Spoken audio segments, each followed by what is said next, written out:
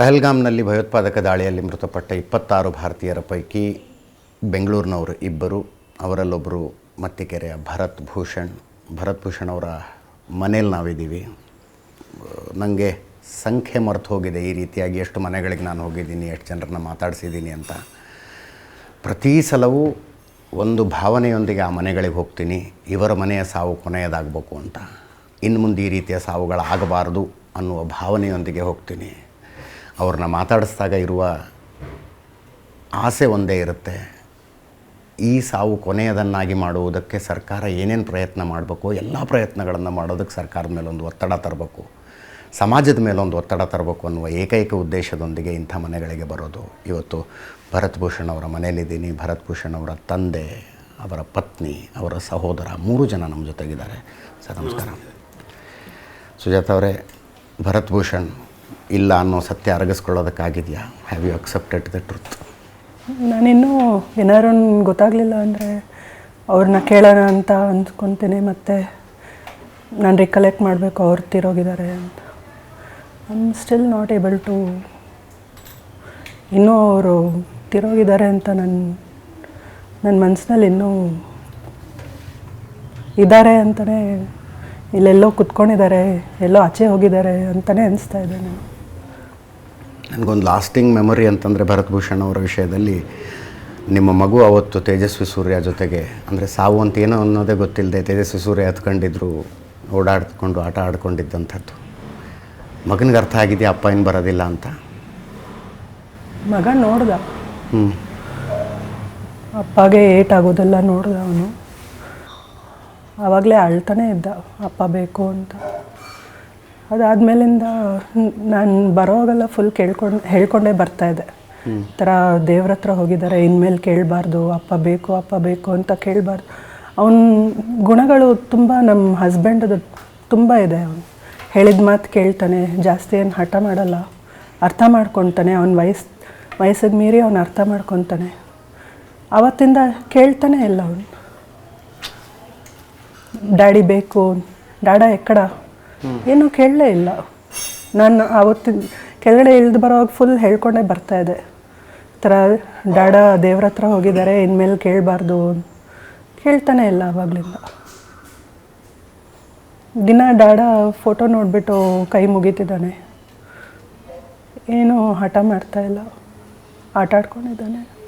But ಅವನು ರಾತ್ರಿ ನೋಡ್ತಾ ಇರ್ತೀನಿ ಮಲಗಿದ್ದಾಗ, ಸ್ವಲ್ಪ ಈ ಥರ ಆ ಕಡೆ ಮಕ್ಕಳು ಆ ವಯಸ್ಸಿನಲ್ಲಿ ಟಾಸ್ ಆ್ಯಂಡ್ ಟರ್ನ್ ಆಗ್ತಾ ಇರ್ತಾರೆ. ಬಟ್ ಏನೋ ಒಂದು ನಡ್ಗು ಆಗೋ ಥರ ತಟ್ತಾ ಇರ್ತೀನಿ, ಆಮೇಲೆ ನಿದ್ದೆ ಮಾಡಿಬಿಡ್ತಾನೆ.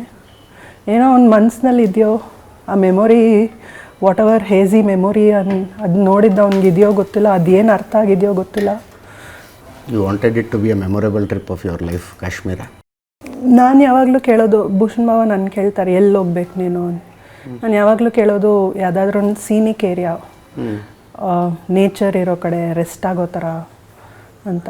ಸೊ ಅದೇ ಥರನೇ ಮದುವೆ ಆಗಿದ್ದಾಗಲಿಂದನೇ ಆ ಥರ ಜಾಗಕ್ಕೆ ಹೋಗಿರೋದು. ಎಲ್ಲೋ ಪ್ಯಾಲೇಸ್ಗೆ ಹೋಗೋದು, ಎಲ್ಲ ದೇವಸ್ಥಾನಕ್ಕೆ ಜಾಸ್ತಿ ಅಷ್ಟು ಹೋಗಿರಲಿಲ್ಲ. ಕೂರ್ಗ್ ಹೋಗಿದ್ದೀವಿ, ಮುನ್ನಾರ್ ಹೋಗಿದ್ದೀವಿ, ಅಂಡಮಾನ್ ನಿಕೋಬಾರ್. ಲಾಸ್ಟ್ ಈ ಥರ ಕಾಶ್ಮೀರ ಟ್ರೈ ಮಾಡೋಣ ಅಂತ ಹೇಳೋದು. ಯಾಕಂದರೆ ಹೋದ ವರ್ಷವೇ ನಮ್ಮ ಪೇರೆಂಟ್ಸು ಹೋಗಿದ್ದರು, ಅವರು ಫುಲ್ ಒಂದು ಗ್ರೂಪಲ್ಲಿ. ಸೊ ಅದೇ ಥರ ಈ ಸೀಸನಲ್ಲಿ ಹೋದರೆ ಇನ್ನೂ ಚೆನ್ನಾಗಿರುತ್ತೆ. ಅವ್ರು ಹೋಗಿದ್ದಾಗ ತುಂಬ ಬಿಸಿಲಿತ್ತು, ತುಂಬ ಬೇಸಿಗೆ ಇತ್ತು. ಸೊ ಈ ಸೀಸನಲ್ಲಿ ಹೋದರೆ ಇನ್ನೂ ಚೆನ್ನಾಗಿರುತ್ತೆ, ಬಾ ನೋಡೋಣ ಆ ಥರ ಹೋದ್ವಿ ಸರ್. 14th ಅವ್ರ ಬರ್ಡೇ ಆಗಿತ್ತಂತೆ, April 14th is is birthday. ಅಮ್ಮ ಹೇಳ್ತಾ ಇದ್ರು, ಅಂಬೇಡ್ಕರ್ ಜಯಂತಿ ದಿವಸ ಹುಟ್ಟಿದ್ದ ಮಗ ಅಂಬೇಡ್ಕರ್ ಥರನೇ ಓದ್ತಾ ಇದ್ದ ಅಂತ. ಅವರು is a very learned person, ತುಂಬ ಸ್ಮಾರ್ಟ್, ತುಂಬ ಇಂಟೆಲಿಜೆಂಟ್. ಲೋಕಜ್ಞಾನ ಅಂದರೆ ಅವರೇ. I was relying completely on him. ನನಗೆ I don't know much about the world. I know my profession. ನನ್ನ ಕೆಲಸ ಏನು ಮಾಡ್ಬೋದು, ಮಗುನ ಎಷ್ಟು ನೋಡ್ಕೊಳಕ್ಕಾಗೋದು ಅಷ್ಟೇ ನಂಗೆ ಗೊತ್ತು. ಬಟ್ ಮಿಕ್ಕಿದೆಲ್ಲ what needs to be done, how you should be in society, what ಬೇರೆ ಏನಾರು ಮಾಡೋದು ಹೋಗೋದು ಎಲ್ಲ ಅವರೇ. ಏನಾರು ಹಾಡಾಡೋದು, ಸ್ಟೋರೀಸ್ ಹೇಳೋದು, ಏನಾರು ವಿಷಯಗಳು ಹೇಳೋದು, ಎಲ್ಲ ಅವ್ರು ಕರೆಕ್ಟಾಗಿ ಹೇಳ್ತಾಯಿದ್ರು. And he was always in his phone. I use to see what ಏನು ನೋಡ್ತಾ ಇದ್ದಾರೆ ಫೋನಲ್ಲಿ. Something is reading, always reading something, some article ಆ ಥರ ಓದ್ತಾನೇ ಇದ್ದರು ಅವರು ಯಾವಾಗಲೂ. ಇನ್ಫಾರ್ಮೇಷನ್, ನನಗೆ ಮೆಡಿಕಲ್ ಇನ್ಫಾರ್ಮೇಷನ್ ಹೇಳೋದು, ಇದೆಲ್ಲ ಹೊಸದಾಗಿ ಬಂದಿದೆ ಈ ಥರ ನನಗೆ ಹೇಳೋದು. ಓ ಐ ಚೆಕ್ ಇಟ್ ಔಟ್, ನಾನು ನೋಡ್ತೀನಿ ಅದೇನಂತ ನಾನು ನೋಡ್ತೀನಿ. ಬಿಕಾಸ್ ಕೆಲಸ ಇರ್ತಾಯಿತ್ತು. ಅವ್ರು ನೋಡಿಬಿಟ್ಟು ನನ್ನ ಕಳಿಸೋದು, ಮಗುಗೆ ಹಾಡು ಹಾಡೋದು, ನನ್ನ ಹತ್ರ ಹಾಡು ಹಾಡೋದು. ಯಾವಾಗ ಏನು ಅವ್ರ ಮೂಡ್ ಹೇಗಿದ್ರು ಹಾಡು ಹಾಡ್ತಾಯಿದ್ರು. ಎಷ್ಟು ಚೆನ್ನಾಗಿ ಹಾಡು ಹಾಡ್ತಾಯಿದ್ರು ಅವರು. ಅವ್ರ ಜೊತೆ ಸೇರಿಕೊಂಡು ಹವಿಷು ಹಾಡಾಡೋಕ್ಕೆ ಶುರು ಮಾಡ್ದೆ ಏನೋ. ಆಮೇಲೆ ಕಥೆಗಳು, ಈ ಥರ ಮೈಥಾಲಜೀಸ್, ರಾಮಾಯಣ, ಮಹಾಭಾರತ, ಏನಾದ್ರೂ ದೇವರದ್ದು ಕಥೆಗಳು, ಜನರಲ್ ನಾಲೆಡ್ಜ್ ತುಂಬ ಇತ್ತು ಅವ್ರಿಗೆ.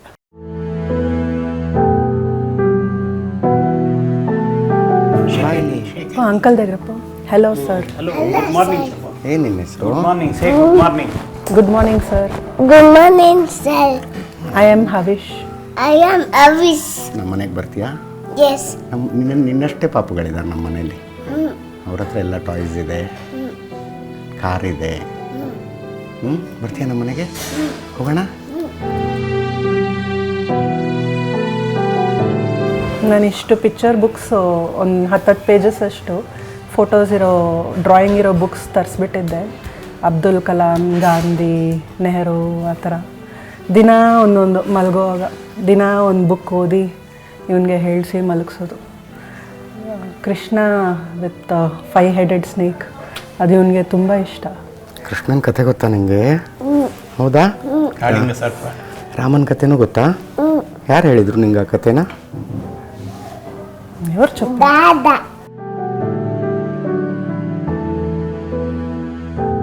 ದಿನ ಕತೆ ಹೇಳ್ತಾ ಇದ್ರು. ನಾನು ಅಂದರೆ ಒಂದು ಅರ್ಧ ಗಂಟೆ ಮುಂಚೆನೇ ಮಾತಾಡ್ತಿರೋದು ನೋಡಿದರೆ ಒಂಥರ he was a perfect son, perfect husband, perfect brother. Lalu hello Preetam ಅವರೇ. 100 years, 100 ಜನ್ಮ ಎತ್ತಬೇಕಾಗತ್ತೆ. ಇಂಥ ಅಣ್ಣ ಮತ್ತೆ ಹುಟ್ಟು ಸಿಗ್ಬೇಕು. ಇಂಥ ತಮ್ಮ ಎಸ್.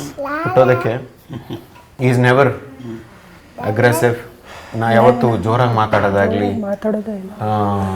ಹಿಂದೇಟ್ ಹಾಕೋದಾಗಲಿ, ಫೋನ್ ಮಾಡಿದ್ರೆ ಅಣ್ಣ ಹೇಳು, ಅಣ್ಣ ಹಾಂ ಈ ಥರ ಇದೆ, ನಾನು ನೋಡ್ಕೊತೀನಿ, ನಾನು ಚೆಕ್ ಮಾಡ್ತೀನಿ. ಒಂದೊಂದು ಸಲ ಅನಿಸ್ತಾ ಇತ್ತು ಸರ್ ನನಗೆ, ಇವನು ತಮ್ಮನ, ಇವನು ನನಗೆ ಅಣ್ಣನ. ಅವನು ಯಾವತ್ತೂ ಆ ಥರ ಬಿಹೇವ್ ಮಾಡಿಲ್ಲ. ನನಗನ್ನಿಸ್ತಾ ಇದ್ದಿದ್ದು ಕೆಲವೊಂದು ವಿಚಾರದಲ್ಲಿ ಅವನಿಗೆ ಎಷ್ಟು ಸಮಾಧಾನ ಹೇಳೋನು ಅಂದರೆ, ಇವನು ಯಾಕೋ ನನಗೆ ಅಣ್ಣ ಆಗ್ಬಿಟ್ಬೇಕಾಗಿತ್ತೇನೋ, ತಮ್ಮ ಆಗ್ಬಿಟ್ಬಿಟ್ಟಿದ್ದಾನೆ ಅನ್ಸೋದು ಸರ್. ಅಮ್ಮ ಏನೋ ಎಂದ್ರಂತೆ ಕಾಶ್ಮೀರ ಅಂದಾಗ ಬೇಡ, ಟೆರರಿಸ್ಟ್ ಇದ್ದಾರೆ ಅಲ್ಲಿ ಅಂತ ಏನೋ ಅಂದ್ರಂತೆ. ಹೌದು ಸರ್. ಇದೇ ಏನೋ ಲಿವಿಂಗ್ ರೂಮಲ್ಲಿ ನಾನು, ನನ್ನ ತಮ್ಮ, ನಮ್ಮಮ್ಮ, ನಮ್ಮಪ್ಪ 4 ಜನ ಕೂತಿದ್ವಿ ಸರ್. ಆವಾಗ ನಮ್ಮ ತಮ್ಮ ಈ ಥರ 18ನೇ ತಾರೀಕು ಏಪ್ರಿಲ್ಲು ನಾನು ಸುಜಾತಾನ, ಹವೀಶ್ನ ಕರ್ಕೊಂಡು ಕಾಶ್ಮೀರ ಹೋಗಿ ಬರ್ತಾ ಇದ್ದೀನಿ ಅಂತ ಹೇಳ್ದ ಸರ್ ನಮ್ಮಮ್ಮ ನಮ್ಮಪ್ಪ ಹತ್ರ. ನನಗೆ ಮುಂಚೆನೇ ಗೊತ್ತಿತ್ತು, ನನಗೆ ಹೇಳಿದ್ದ ಹೋಗ್ಬಾ. Because both of them, Bhushan, Sujatha ಇಬ್ಬರು workaholic, very dedicated to their work is worship, ಆ ಥರ ಅವರಿಬ್ರು. ಸೊ ಬ್ರೇಕೇ ತಗೊಳ್ಳಲ್ಲ ಸರ್ ಅವರಿಬ್ರು. ಸೊ ಹಂಗಾಗಿ ಇವನು ಯಾವಾಗ ವೆಕೇಶನ್ ಅಂತ ಹೇಳಿದ್ನೋ ನನಗನ್ಸಿದ್ದು, I think they should go head for the vacation, ಹೋಗ್ಬಾ ಅಂತ ಹೇಳಿದೆ. ಅಪ್ಪ ಅಮ್ಮ ಹತ್ರ ಹೇಳ್ದ, ಈ ಥರ ಕಾಶ್ಮೀರ್ಗೆ ಹೋಗ್ತಾ ಇದ್ದೀನಿ ಅಂದರು. ಅಮ್ಮ ಬೀಯಿಂಗ್ 10th ಸ್ಟ್ಯಾಂಡರ್ಡ್ ಪಾಸ್, ಇಮಿಡಿಯೇಟಾಗಿ ಅಮ್ಮ ಒಂದು ರೆಸ್ಪಾನ್ಸ್ ಬಂದಿದ್ದೇನೆಂದರೆ, ಏನೋ ಎಲ್ಲರೂ ಬೇರೆ ಬೇರೆ ದೇಶಕ್ಕೆಲ್ಲ ಹೋಗ್ತಾರೆ, ಎಂಜಾಯ್ ಮಾಡ್ಕೊಂಬರ್ತಾರೆ, ನೀನೇನೋ ಎಲ್ಲ ಬಿಟ್ಟು ಕಾಶ್ಮೀರ್ಗೆ ಹೋಗ್ಬೇಕು ಅಂತ ಹೇಳ್ತಾ ಇದೆಯಾ? ಬೇರೆ ಎಲ್ಲಾದ್ರೂ ಹೋಗೋಕ್ಕಾಗಲ್ವಾ? ಕಾಶ್ಮೀರರೆಲ್ಲ ಟೆರ್ರರಿಸ್ಟ್ ಇದ್ದಾರಂತೆ, ನೀ ಅಲ್ಲೇ ಹೋಗ್ಬೇಕು ಅಂತ ಇದೆಯಾ ಹೆಂಡತಿ ಮಗನ ಕರ್ಕೊಂಡು? ನಿಂಗೇನಾಯಿತು ಅಂತ ಹೇಳಿದ್ರು ಸರ್. ನನ್ನ ತಮ್ಮ ನಾನು ಇಬ್ಬರು ಸೇರಿ ನಮ್ಮಮ್ಮಗೆ, ಏನು ಮಾತಾಡ್ತಾ ಇದೆಯಮ್ಮ, ನಿನ್ನ ಕಾಲದ ಮಾತಾಡ್ತಾ ಇದೆಯಾ? ಇವಾಗ ಹೆಂಗಾಗಿದೆ ನಮ್ಮ ದೇಶ, ಕಾಶ್ಮೀರ್ ಎಷ್ಟು ಸೇಫ್ ಆಗಿದೆ, ಯಾವಾಗ ಲಾಸ್ಟ್ ಟೆರ್ರರಿಸ್ಟ್ ಅಟ್ಯಾಕ್ ಆಗಿದ್ದು ನಿನಗೆ ಗೊತ್ತಾ? ನನಗೇ ಗೊತ್ತಿಲ್ಲ. ಆ ಥರದ್ದು ನೀನು ಹೆಂಗೆ ಈ ಥರ ಮಾತು ಹೇಳ್ತೀಯ? ಇಟ್ ಈಸ್ ವೆರಿ ಸೇಫ್, ತುಂಬ ಚೆನ್ನಾಗಿದೆ. ಸ್ವಿಟ್ಜರ್ಲ್ಯಾಂಡ್ಗೆ ಏನಕ್ಕೆ ಹೋಗಬೇಕು, ನಮ್ಮ ದೇಶದಲ್ಲೇ ಸ್ವಿಟ್ಜರ್ಲ್ಯಾಂಡ್ ಇದೆ ಅಂತ ಹೇಳಿ ಕನ್ವಿನ್ಸ್ ಮಾಡಿದ್ವಿ ಸರ್ ಇಬ್ಬರು.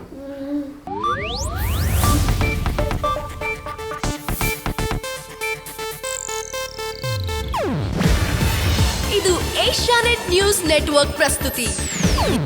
ನೀವು ನೋಡ್ತಿದ್ದೀರಾ ಏಷ್ಯಾನೆಟ್ ಸುವರ್ಣ ನ್ಯೂಸ್.